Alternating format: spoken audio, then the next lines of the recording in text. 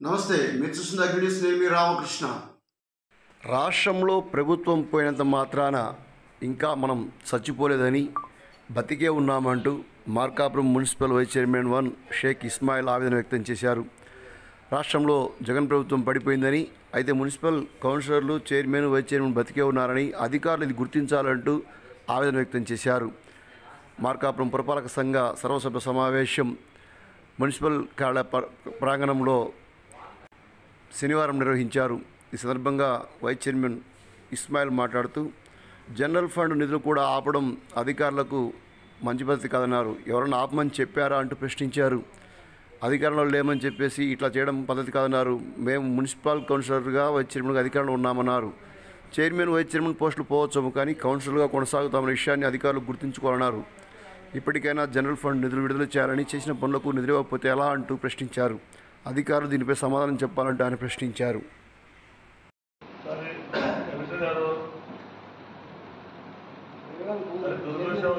Government పోయింది అనుకోండి, మేమైతే ఇంకా అధికారం ఉన్నాం. మేమే మున్సిపాలిటీలో బతికే ఉన్నాం, ఇంకా కౌన్సిలర్ బతికి ఉన్నాము, చైర్మన్ గారు, వైస్ చైర్మన్ అందరూ బతికే ఉన్నాం. మేము గవర్నమెంట్ పోతే పోయి ఉండొచ్చు, మున్సిపాలిటీ సంబంధించిన కాదు.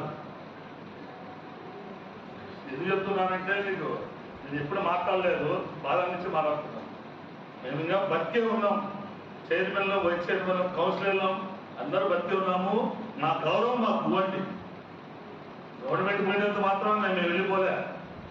మా అయితే మా పోస్టు పోతే కానీ కౌన్సిలర్ ఉంటాం కదా, ఉంటాం మేము. మా గౌరవం మాకు ఇవ్వండి. మీకు నేను బిల్స్ అడిగాను, నేను మిమ్మల్ని బిల్లు వచ్చి అడిగానా నేను లేదా? ఒక రోడ్డు వేసేస్తాను నా బజార్లో, వేసింది ఒకటే రోడ్డు, దాని బిల్లు అడిగానా లేదా? నేను ఎన్ని రోజులు అడిగాను, మీరు ఏం చెప్పాను ఆ సమాధానం? ఇప్పుడు వాళ్ళు వచ్చారు గవర్నమెంట్, వినండి ఒకసారి చెప్పండి. ఇప్పుడు వాళ్ళు గవర్నమెంట్ వచ్చారు, వాళ్ళనే పడతారు. వాళ్ళు వచ్చినప్పుడు ఇప్పుడు మా బిల్లులు ఎవరు ఇవ్వాలి? మా కాంట్రాక్ట్ చెప్పిన బిల్లులు ఎవరు ఇవ్వాలి? తప్పేం లేదు. వాళ్ళు ఇప్పుడు చేసిన వాళ్ళు ఇవ్వండి, మేము ఏ వద్దనటం లేదు, వాళ్ళు ఏ వద్దనటం లేదు. ఎవరు అక్కడ ఆపలేదు లేదు, ఎందుకంటే గవర్నమెంట్.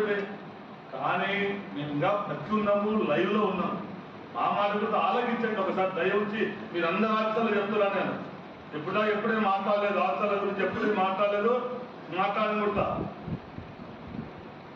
ఎందుకు బిల్లు చేయలేదు? నేను జనరల్ ఎవరైనా ఆపమన్నారా మిమ్మల్ని?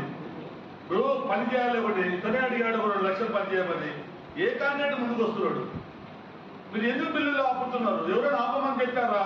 అదే చెప్పండి, మాకు తెలియాలి కదా.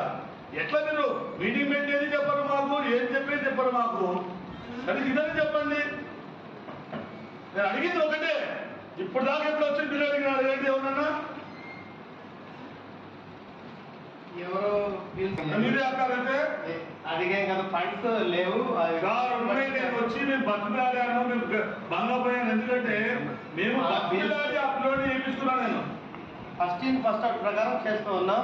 ఫండ్స్ అవైలబిలిటీ బట్టి చెప్పాలి సార్. నేను చెప్పేది మీకు ఫస్ట్ ఏంటంటే, ఇప్పుడు పనిచేసే వాళ్ళు ఏ సంవత్సరం ఇస్తారు? మనం ఇవ్వలేము. కొన్ని ఎమర్జెన్సీ ఉంటాయి, ఇప్పుడు ఎమర్జెన్సీ అంటే ఉంటాయి. 1 లక్ష 2 లక్షలు మీరు ఫస్ట్ అంటే 3 నెలలు అవుతుంది, సంవత్సరం అవుతుంది. మనం బిల్లులు ఇచ్చారు 2 కోట్లు ఉన్నాయి మనకు జనరల్ ఫండ్ ఇవ్వాల్సింది. మళ్ళీ ఎప్పుడు ఇవ్వాలి మనము? ఇప్పుడు ఎమర్జెన్సీ పని ఉండదు, సరే నెలగా చెప్తారు చిన్న పని చేయమని. వాడికి లాస్ట్ ఇస్తాం మేము, సంవత్సరం దాకా వాడు పని చేస్తారా? అర్థం చేసుకోండి సార్. మీరు ఎవడు అడగాడు సార్, రొటీన్గా అడిగేవి వేరు, అవన్నీ చెప్పేది కాదు. అవన్నీ దయవుంచి మీరు బిల్లులు ఏది అప్పకాకండి, రొటీన్ ఇచ్చేయండి. ఒకవేళ చెప్పినానుకోండి, ఎవరన్నా పెద్దోళ్ళు చెప్పిండొచ్చు, చెప్పలేదో నాకు తెలియదు, వాళ్ళకి నచ్చ చెప్పుకుందాం.